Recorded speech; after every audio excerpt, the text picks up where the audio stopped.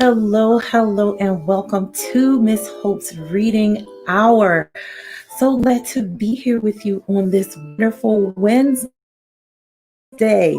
On for some people, the last day of school before the new year. That's what it is for my kids here in Philadelphia. Many of the schools were open today. We had a full day. Can you believe it? We had a full day. But we did a lot of fun stuff. I can imagine many classes did some fun things. But today was the last day of school for the year 2020. The next time we will see school is in January 2021. Can you believe it that we made it through a whole school year of virtual, well, practically, okay, a whole school year of, well, not a whole school year, but most of last school year and the beginning of this school year of virtual learning. We did it. I told you could do it. I know it was difficult at first, but it has gotten easier. I knew that you all could do it. All of the students and the teachers and the classroom assistants and the principals and everyone who worked to make school happen for those who were going all virtual or who were doing the hybrid where you were home sometimes and then at school sometimes, or the ones who were going to school altogether with all of the new precautions in place. However you went to school, however you helped to make school happen, it happened, and we all did it. Give yourselves a round of applause for making it happen, okay? So here we are on this wonderful Wednesday, the 23rd, 2 days, well, little less than 2 days until Christmas, okay? And we did it. We did it. All right. Now, on this wonderful Wednesday, we will be reading some classics. One is a classic that has been around for 30 years. I didn't know it's been around that long.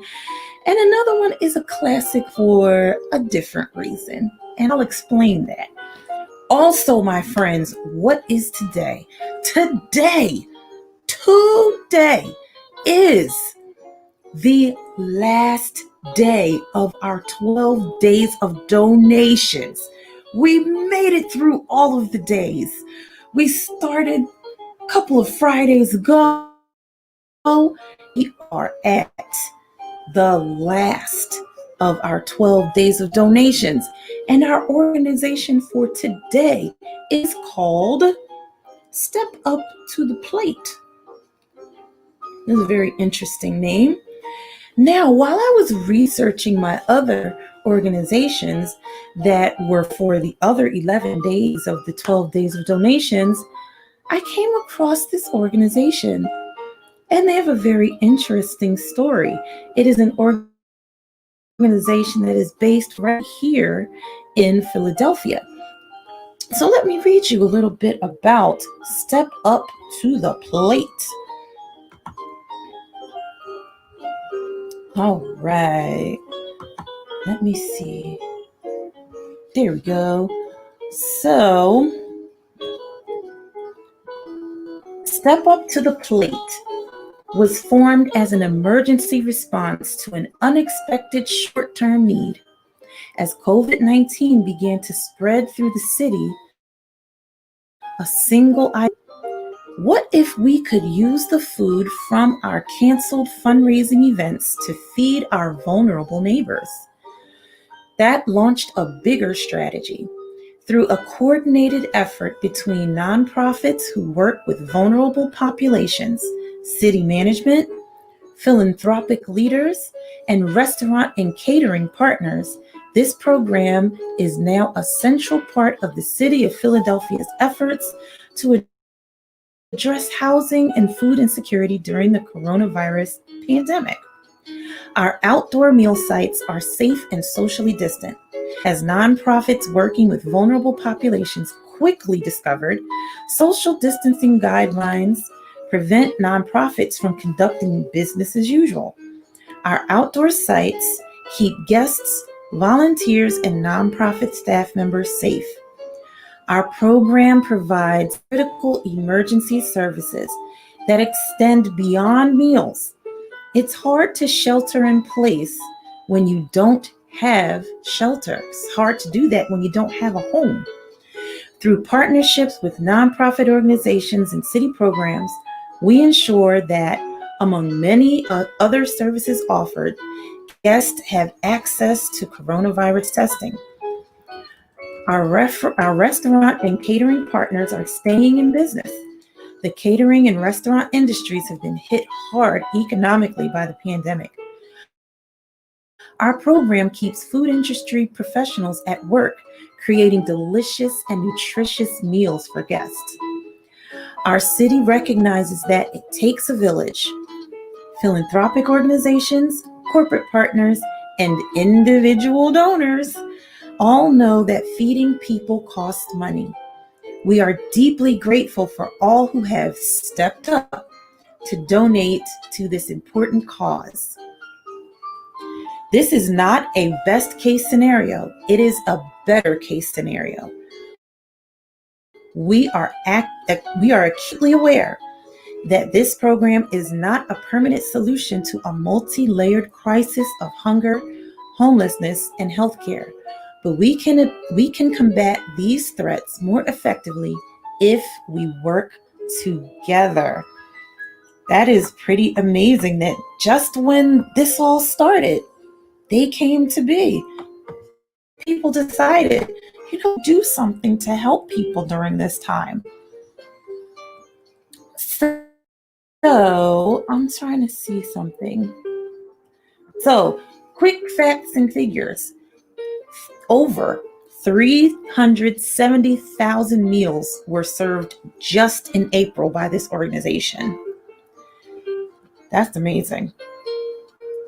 So they provide meals at certain locations. And when you go to the website, you'll be able to see what those locations are. Isn't that pretty amazing? Just in April, they gave out over 370,000 meals. That's how many people that they fed. That's amazing. So Step Up to the Plate is making sure that people, not just people who have home, but people who are homeless. Just because all of this is going on doesn't mean that there aren't people who are homeless. And that kind of makes things even worse. And it's also helping restaurant owners and catering companies stay in business. Why? Because they are making money by making all of these meals. They get donations as well. So it keeps them working. That's pretty amazing that all of those different people come together just to make sure that people who don't have a home are able to have something to eat in different areas of the city. When I read about them, I was like, wait a minute, I think I want them to be one of the organizations in the 12 days of donations. So that's why on our last day, day number 12, our organization is Step Up to the Plate. Now, if you would like to donate to Step Up to the Plate, how do you do that? I'm so glad that you asked. Look down here at the ticker. You can donate to Step Up to the Plate by going to stepupphilly.org. And of course, there's a button that says donate. You click on that, and any size donation will help to be able to allow them to be able to feed people who can't shelter in place because they don't have shelter. They don't have a home. And there are some people during this time who have lost homes because they're not working or they are working, but they didn't have enough to pay their bills to be able to stay in their home. So you can make a difference in their lives so that they can go and get a hot, good, nutritious meal and some other services that they may need while they're going through this tough time. So please, oh, please join with Miss Hope's Reading Hour. My young ones, my older young ones, teacher friends, parent teacher friends, anyone who wants to, please make sure you go to stepupphilly.org to donate to Step Up to the Plate. Let us all say in our own way, okay? Now, my friends, before we get to the books, our disclaimer. The music that you're listening to and the books that we will read today, they are not owned by Miss Hope or Miss Hope's Reading Hour. Have no rights to them at all, but they are here for your listening and reading enjoyment. Now, let us get to the books. So, here is book number 1. This is a classic. As soon as you see it, you're going to be like, I know that book. Our first book, The Polar Express. The Polar Express. This book, oh, wait a minute, is by Chris Van Allsburg. And it is the 30th anniversary of this book. And look, my friends, remember I told you about these medals?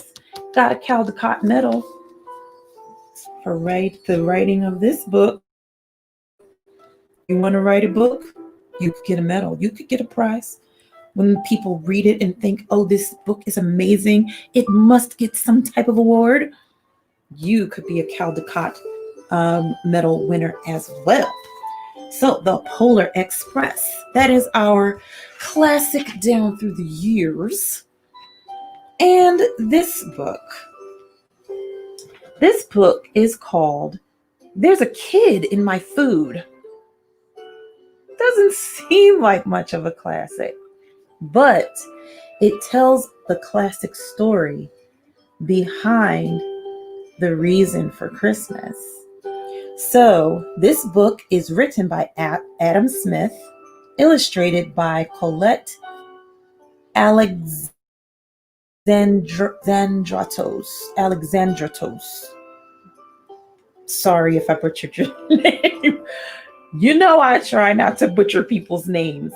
There was another book that I wanted to read as well, but because of all of the ordering of other people, it didn't get here in time. So, There's a Kid in My Food. So this is the classic Christmas story told from a different perspective. And we will find out where that is from. And also, we got to find out some more about who is stealing the 12 days of Christmas. There's all of these clues, all of these other questions that we're asking, but we haven't found out yet. We're more than halfway through. More than halfway, friends. But we'll find out. So let us get into our first classic, The Polar Express by Chris Van Allsburg. And of course, this has a dust jacket, but I checked it out already, and it doesn't look the same underneath the dust jacket, but it is very beautifully bound. Very nice cover. Feels really nice, beautiful color. The Polar Express. Me personally, I love the movie too. And the pictures in here are amazing. This is a Houghton Mifflin Harcourt book, written and illustrated by Chris Van Allsburg. The Polar Express. Let me make sure I'm not missing pages. On Christmas Eve, many years ago, I lay quietly in my bed. I did not rustle the sheets. I breathed slowly and silently. I was listening for a sound, a sound a friend had told me I'd never hear, the ringing bells of Santa's sleigh. There is no Santa, my friend had insisted, but I knew he was wrong. Late that night, I did hear sounds, though not of ringing bells. From outside came the sounds of hissing steam and squeaking metal. I looked through my window and saw a train standing perfectly still in front of my house. Told you those pictures were amazing, right?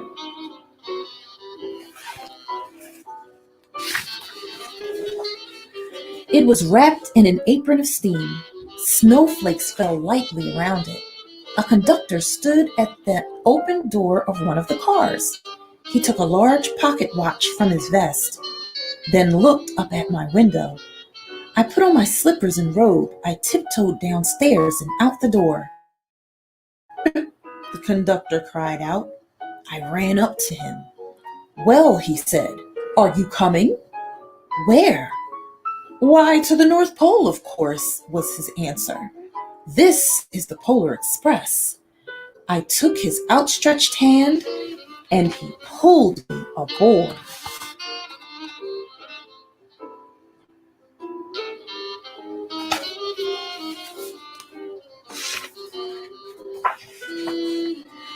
The train was filled with other children, all in their pajamas and nightgowns.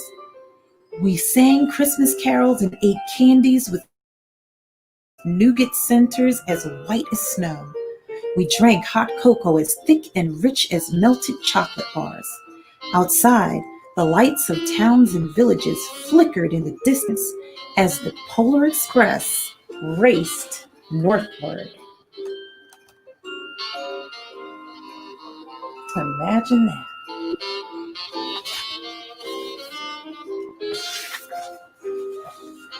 Soon there were no more lights to be seen.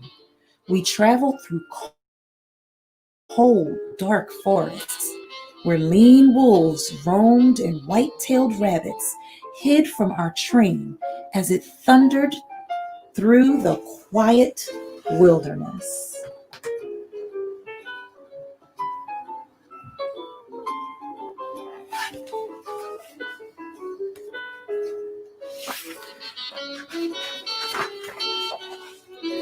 We climbed mountains so high, it seemed as if we would scrape the moon. But the Polar Express never slowed down. Faster and faster, we ran along, rolling over peaks and through valleys like a car on a roller coaster.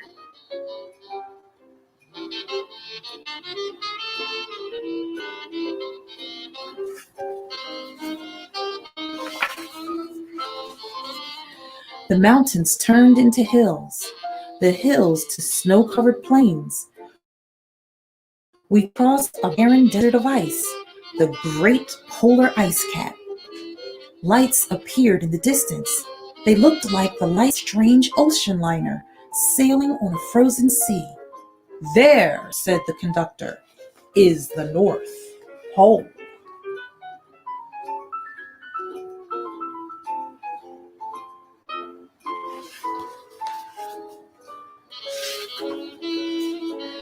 The North Pole.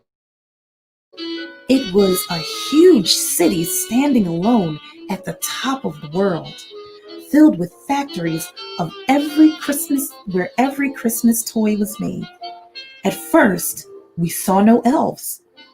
They are gathering at the center of the city, the conductor told us. This is where Santa will give the first gift of Christmas.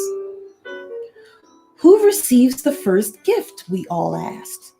The conductor answered, he will choose one of you.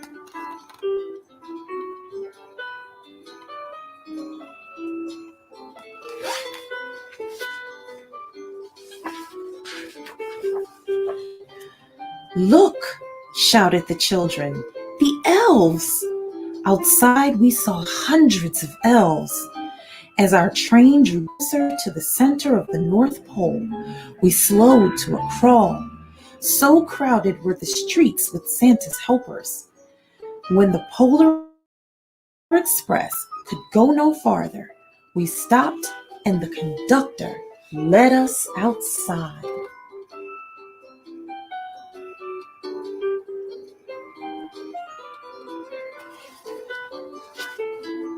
Wow, that's a lot of people. We pressed through the crowd to the edge of a large open circle. In front of us stood Santa's sleigh. The reindeer were excited. They pranced and paced, ringing the silver sleigh bells that hung from their harnesses. It was a magical sound, like nothing I'd ever heard. Across the circle, the elves moved apart, and Santa Claus appeared. The elves cheered wildly. He marched over to us and pointing to me, said, "Let's have this fellow here." He jumped into his sleigh. The conductor handed me up. I sat on Santa's knee and he asked, what would you like for Christmas?"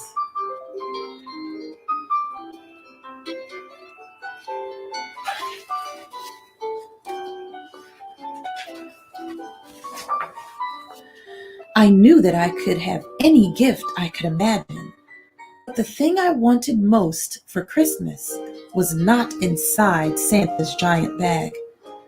What I wanted more than anything was one silver bell from Santa's sleigh. When I asked, Santa smiled.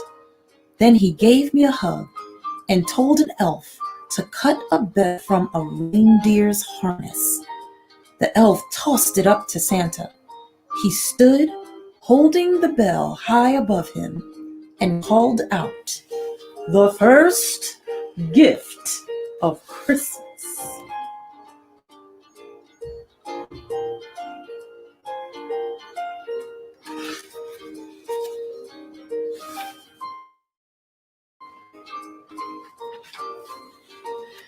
A clock struck midnight as the elves roared their approval. Santa handed the bell to me, and I put it in my bathrobe pocket. The conductor helped me down from the sleigh. Santa shouted out the reindeers' names and cracked his whip. His team charged forward and climbed into the air. Santa circled once above us, then disappeared into the cold, dark polar sky.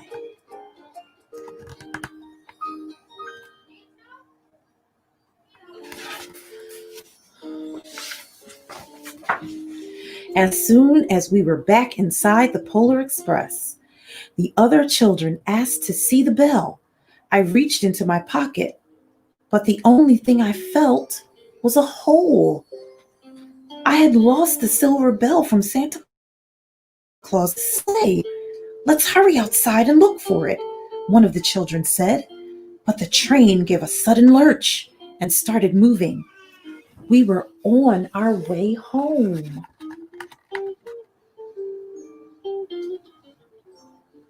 Oh, man.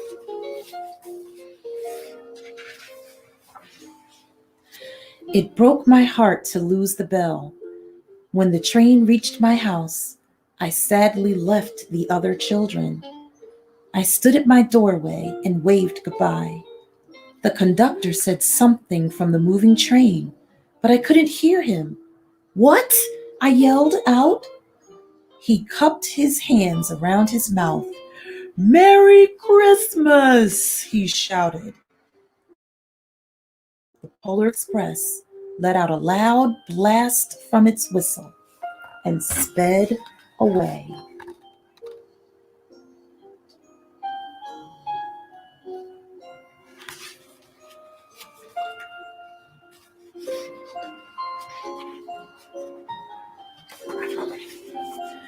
On Christmas morning, my little sister Sarah and I opened our presents. When it looked as if everything had been unwrapped, Sarah found one small box behind the. It had my name on it.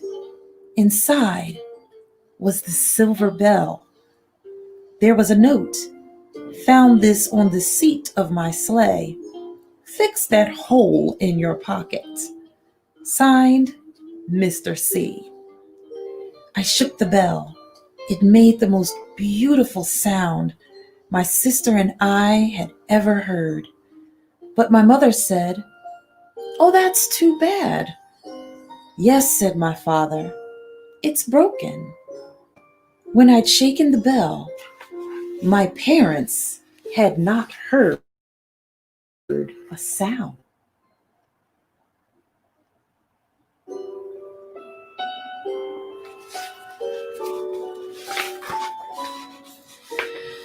At one time, most of my friends could hear the bell, but as years passed, it fell silent for all of them. Even Sarah found one Christmas. Even Sarah found one Christmas that she could no longer hear its sweet sound. Though I've grown old, the bell still rings for me, as it does for all who truly believe. The end. What a beautiful story. The Polar Express. Oh, wait a minute. Wait. Oh, I'm sorry. I gotta get the there it is. The dust jacket. The Polar Express. Beautiful story. Beautiful pictures. For all who believe, right? Now, one thing that I believe, and the people at our organization here, Step Up Philly, believe, is that everyone, no matter where they live, deserves to have a nutritious meal, deserves to, have people around them who care for them and want to care for them. So I encourage you to join with Miss Hope's Reading Hour and make a donation to Step Up to the Plate by going to stepupphilly.org. So please, oh please, join with us and go to stepupphilly.org to donate to Step Up to the Plate. All right, so our next book, classic, is There's a Kid in My Food, okay? So let's find out about this classic story that's as old as time. There's a Kid in My Food, the Christmas story.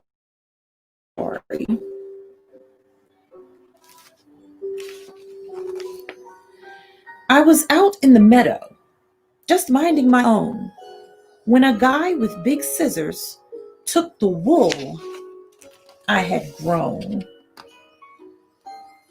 I wonder if most sheep feel like that.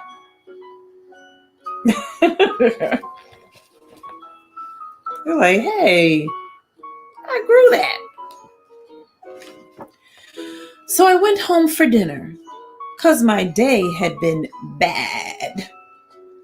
There's a kid in my food, and everybody seems glad.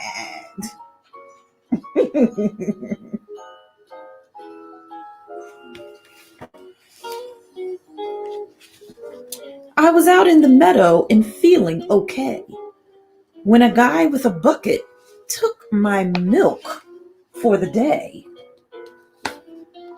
I wonder if many cows feel like that as well.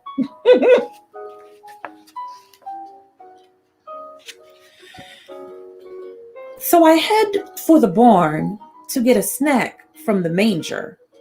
There's a kid in my food. Can things get much stranger?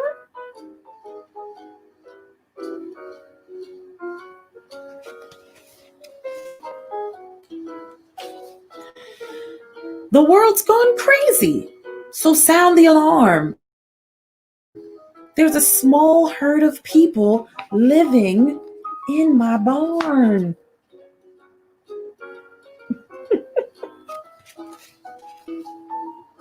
I didn't know that cows could blow a horn. I'm just a critter, not trying to be rude. But Mr. Innkeeper, there's a kid in my food.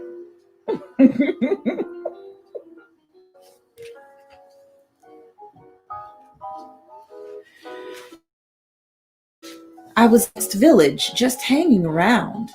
I gave these people a lift to Bethlehem town. I overheard them talking about a miracle birth.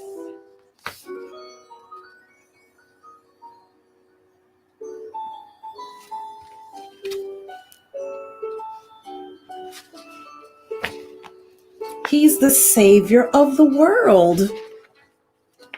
He created the earth.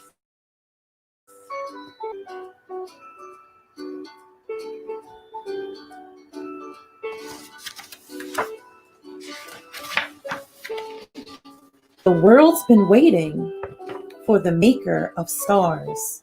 The Son of God is with us, and he's living in the barn.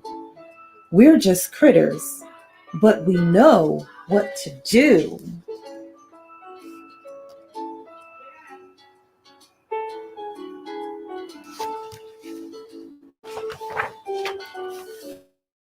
So, Mr. Gator, thanks for giving us food.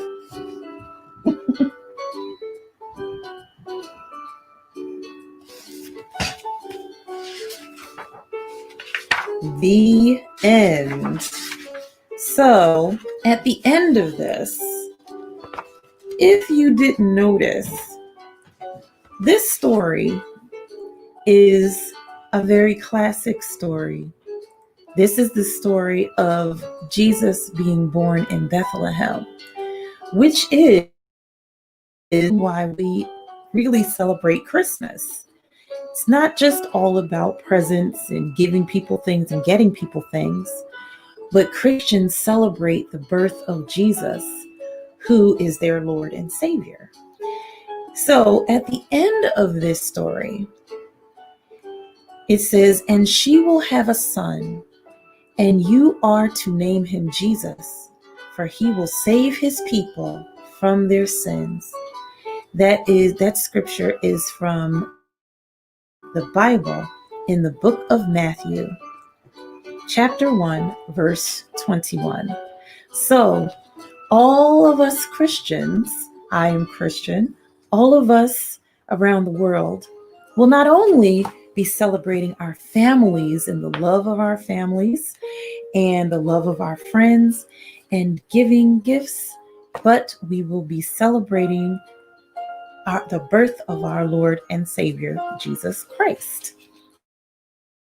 And this is the story of that miraculous birth from the animal's point of view.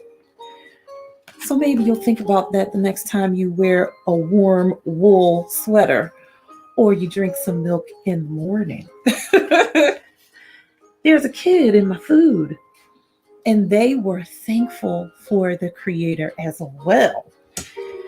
Now, there was another book I was going to read, but I will tell you at the end of Miss Hope's Reading Hour when I will be reading, and another one for you. But until then, my friends, let us get to who is stealing the 12 days of Christmas. My friends, I guess I'll leave the holiday music on. But we got to find out who's stealing the 12 days of Christmas, y'all. So this is chapter, yes. Wait a minute. Oh, no. We are in chapter 16. Now, in chapter 16,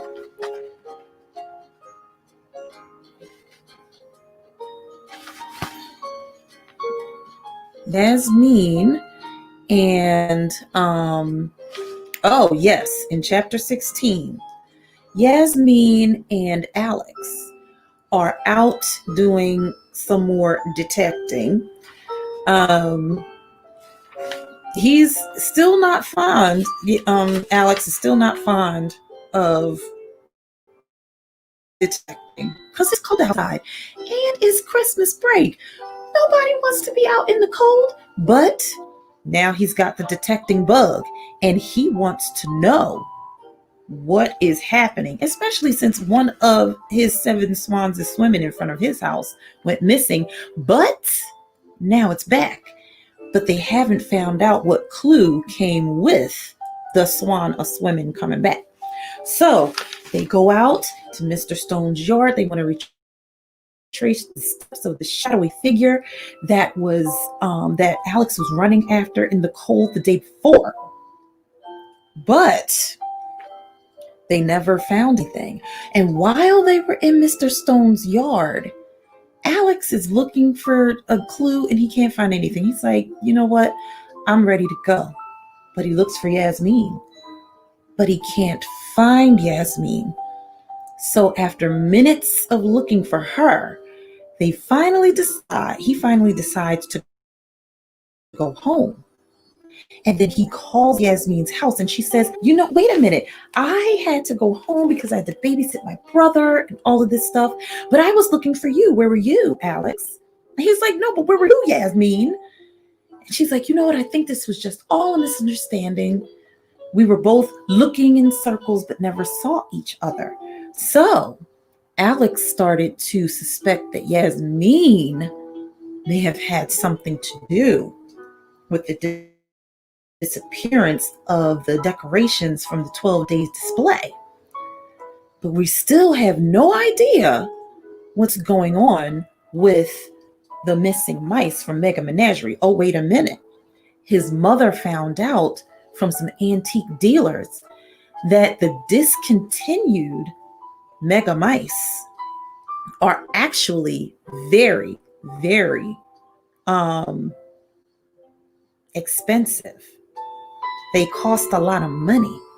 So if you have one that's discontinued, you could get a pretty penny for that mouse. But we still don't know who robbed the store and who is taking the decorations and if it is connected, if the decorations were taken by a kid or if the decorations and the store were robbed by the same people. Let's get back to the story. We're in chapter 16. Let's see where we ended off.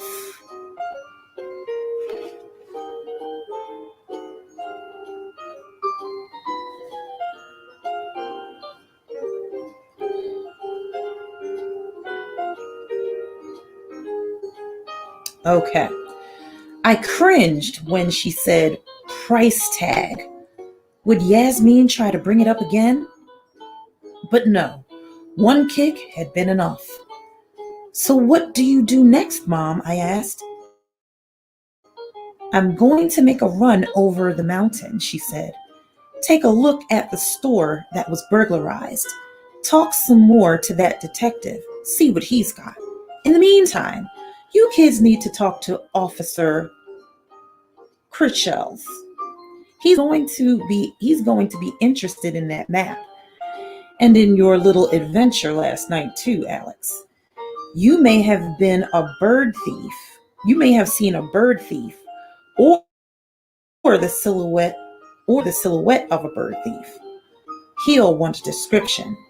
But Mom, I whined, the birds are our case. Mom smiled. I'm not saying you have to quit detecting.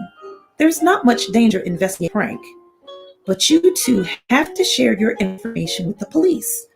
In fact, it's breaking the law if you don't. It's called withholding evidence, and you could get in trouble.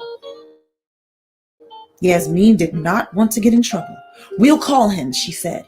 Good, Mom gulped the last of her coffee and stood up. Oh, and by the way, Alex.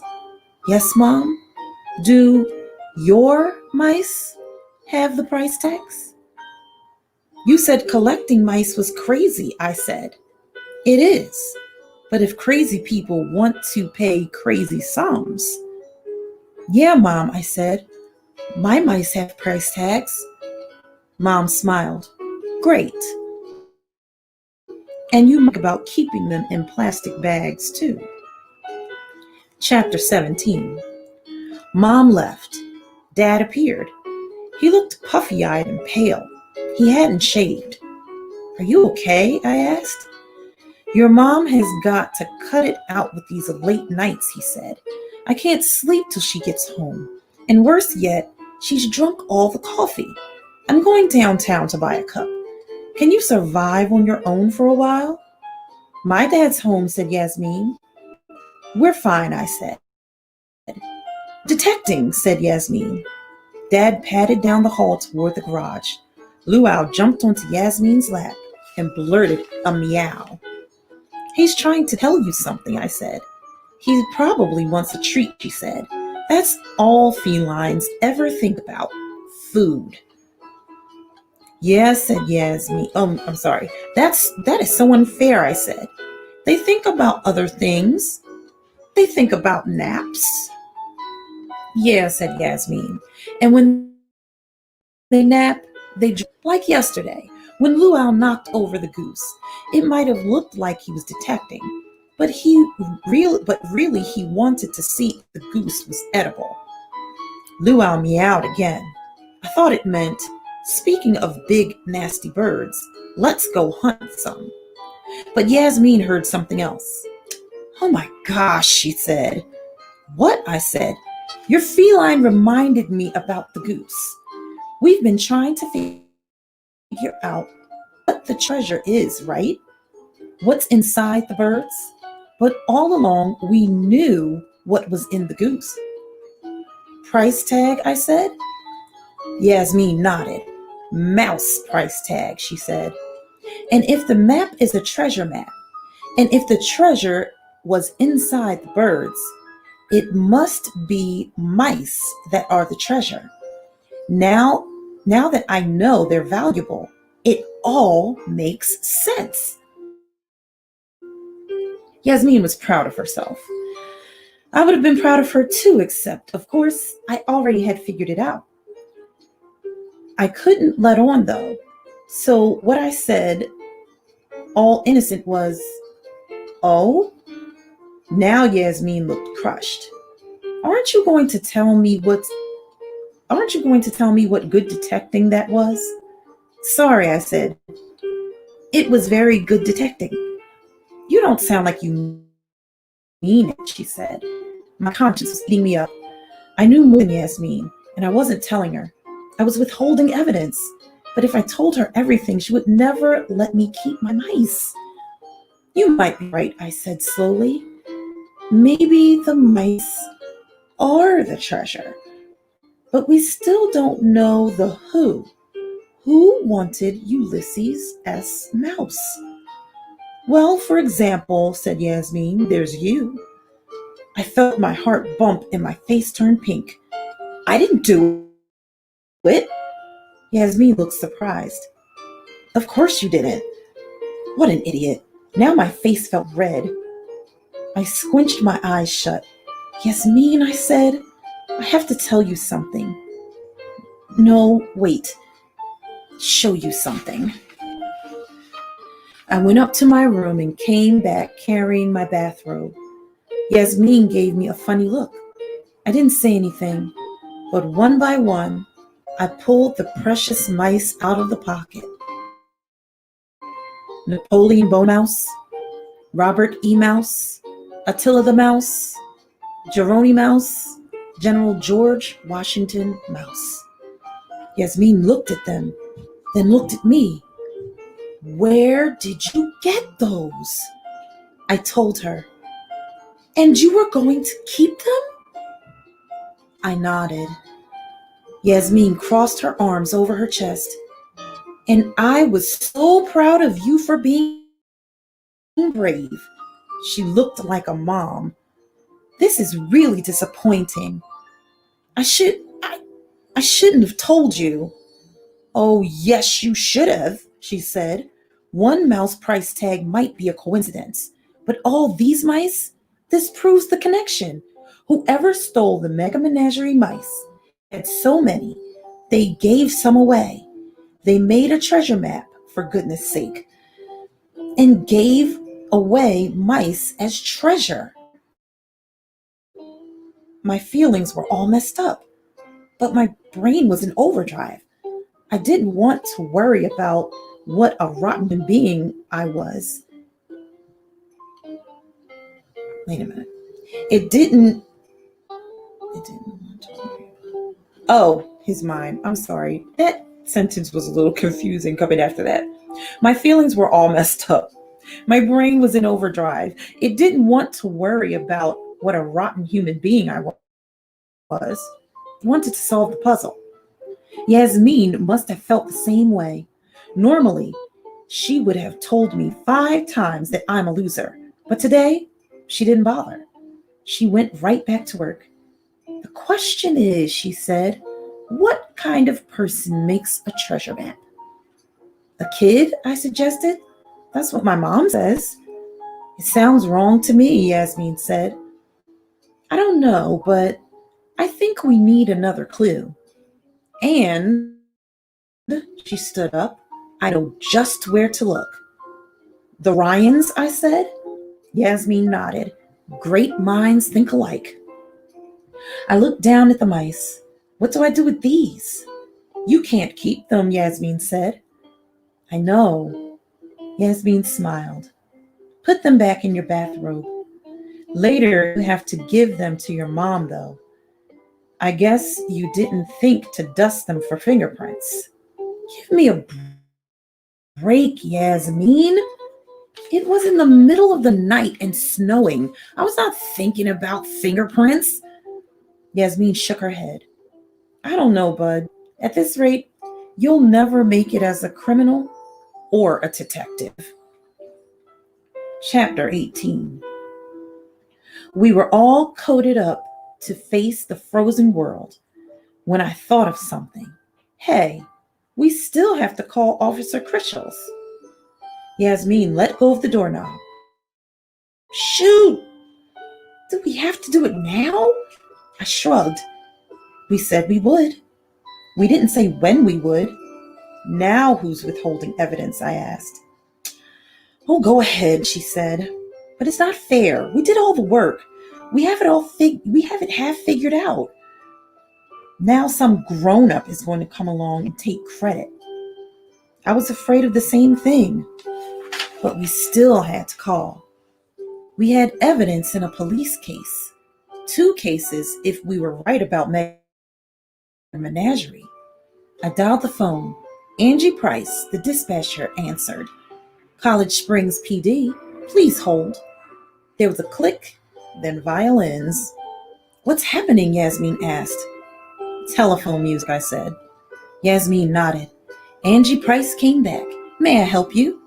Hi, it's me, Alex Parakeet. Alex, how are you? Where have you been? Are you still the smartest kid around? Not exactly, I said. Out of town today, Alex. I could get her on the call, though. Yes, Miss Price, I know. I thought of telling her to go ahead and get Mom. I should tell her about the mice, but I wasn't ready to face that. I was calling for Officer Critchels. Really?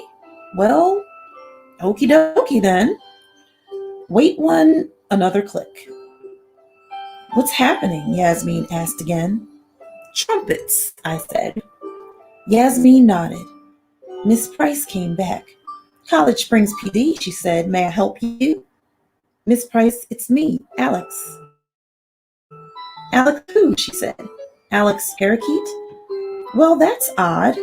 There's an Alex Parakeet on the other too. Miss Price? That was me on the other line. 2 lines at once? How do you do that? No, Miss Price, I said. I'm only on this line. You were looking for Officer Critchels, remember? Radio, said Mrs. Price. Wait, more telephone music. This time, she came back and said, "Your mom's out of town today, Alex."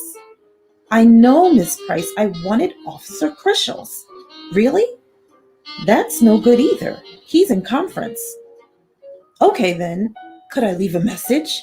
"Well, aren't we getting grown up, Alex?" She said it like being grown up was great. I wasn't necessarily sure, but I thanked her anyway. "Just say to call Alex Parakeet," I said. "Okay, Alex," said Mrs. Price. "I'll let her know." "Not her," I said. "Him." "Who?" said Mrs. Price. "Officer Crushels," I said. "Not your mom?" "Right, Miss Price. Officer Crushels is not my mom." Miss Price giggled. "Well, I know that, Alex." I wasn't real sure after I hung up that the message would get through. Yasmin thought maybe that was a good thing. "We tried to share our evidence with the police," she said. "It's not our fault if the police don't care." She was right. This was good. We were still on our own. A few minutes later, Yasmin and I headed up Chickadee Court for the second time that morning. Winter break sure wasn't going to be the way I'd planned. Way too much being in the cold. Way too much exercise. Way too much thinking. Stopped at the Ryans' gate. There in the dogwood was the gold-painted ducky, the original one. The Ryans had taken the black one down, the one that looked like a crow. In case you are not quite as brilliant as Yasmin and I'll tell you what we were doing there. Yasmin and I had both realized the same thing. All the other birds that disappeared were big and open at the bottom, like the Lee's goose. The ducky was different. It was hollow, but closed up. If someone wanted to hide something inside the ducky, he would have to cut the bottom out of it. We were at the Ryans to check the ducky's bottom. I was about to tell Yasmin it was her turn to ring the doorbell when something rubbed my leg. Luau. What is with this cat?" Yasmin asked. "He thinks he's some kind of ace detective," I said. "I told you he was the one who noticed the missing birds, and he woke me up last night too. Plus, he reminded me about the price tag," Yasmin said. "Oh, so you can speak cat now?" I asked. "Meow," said Yasmin, and I had to admit, she sounded pretty realistic. We went to the door together. Since Mrs. Ryan is a teacher, I figured she would be home for vacation. She answered the door with a roll of wrapping paper under her arm, a shopping bag in one hand, scissors in the other. A piece of Scotch tape was stuck to her hair. "We're detecting," said Yasmin. "We want to figure out who's been stealing the 12-day birds." Great. "Fine," said Mrs. Ryan. "Just tell me what you need." "What I need's about 3 more weeks to get ready for Christmas." "But Christmas is Thursday," I said. "My point exactly," she said. We explained we wanted to look at the ducky. We were going to explain why, but she put her hand up. "Have at it. Only don't fall out of the tree. I don't have time for fractures." Mrs. Ryan closed the door with her hip. Yasmin and I walked over to the tree to plan our strategy. We decided Yasmin should hoist me up. I'm a klutz, but I'm smaller and she's stronger. Up I went, with a lot of grunting and stretching. I felt big and marshmallowy in my jacket and mittens. Plus, it was confusing to work around the spider web of lights. "Put your knee on that lower branch," Yasmin said. I tried, but my knee didn't bend that direction. So I scrambled my boot against the trunk, trying to push my way up. "I can't," I gasped. Fur brushed my leg. A tail tickled my nose. claws pushed into my head. Hey, ow! What? Luau! Now he was sitting above me on the branch with the ducky.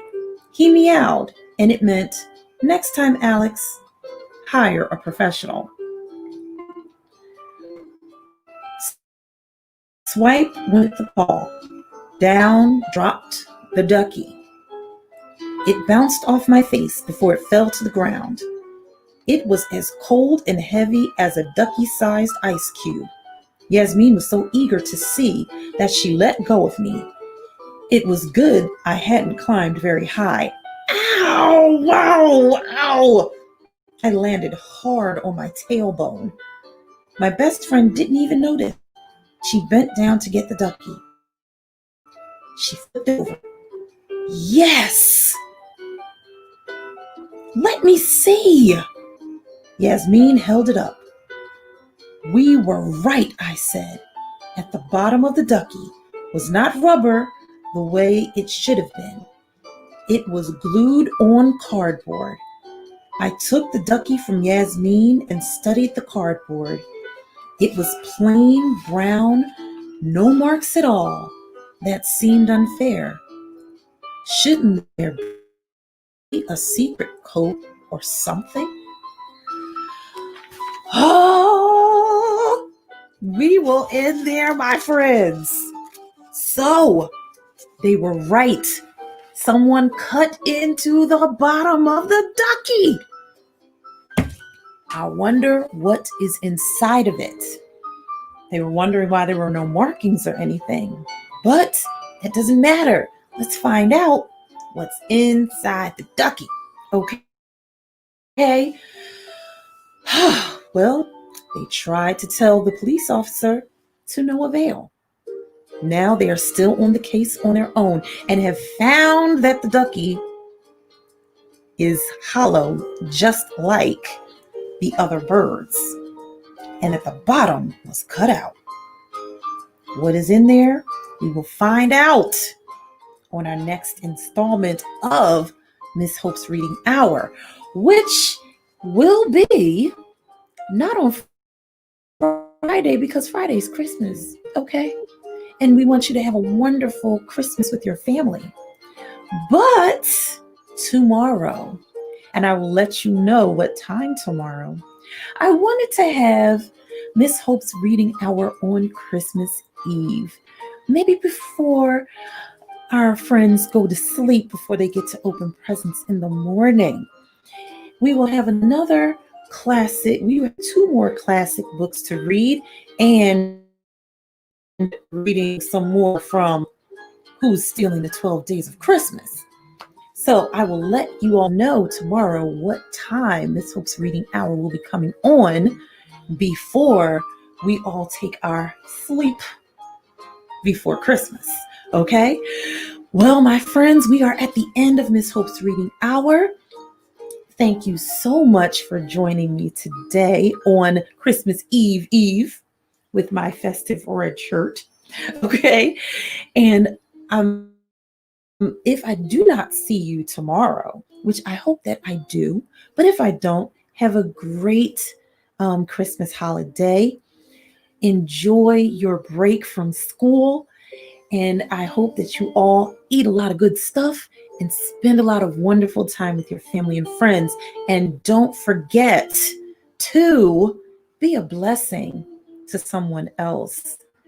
Just like the animals celebrated the blessing of Jesus Christ to the world. Be a blessing to someone else, especially by donating to Step Up to the Plate by going to stepupphilly.org. Until tomorrow on a Thankful Thursday, I will see you then. Have a great evening and a great holiday with lots of love in it, okay? Until next time, my friends, thank you for being here with me on Miss Hope's Reading Hour. I'll see you tomorrow.